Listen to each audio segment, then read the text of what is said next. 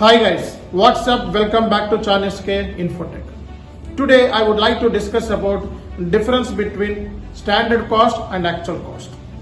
If you are completely new to this channel and watching my videos first time, please subscribe right now and hit the bell icon. What is the difference between standard cost and actual cost? Standard cost should be compared to the actual cost once product has been created or manufactured. Standard cost is an expected estimation cost of the product. Actual cost is the real cost which is incurred during the manufacturing of product.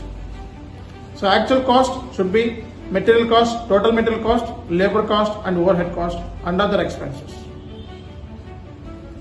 The difference between actual cost and standard cost is called as a variance. So always we should compare the standard cost with actual cost. Then we will find the variance.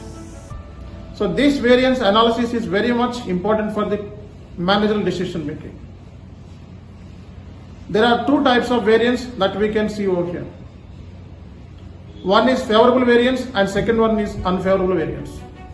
Favorable variance is just like the actual cost is less than the standard cost, then we can say, so we are in the favorable position. That means, so product cost is less than the standard cost.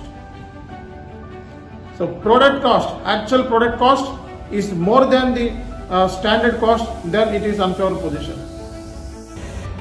Variance analysis is a technique used to compare actual cost to standard cost. This comparison helps managers identify areas where costs are higher than they expected and take corrective solution. Variance analysis can also assess the impact of price changes, volume, or factors on overall cost level.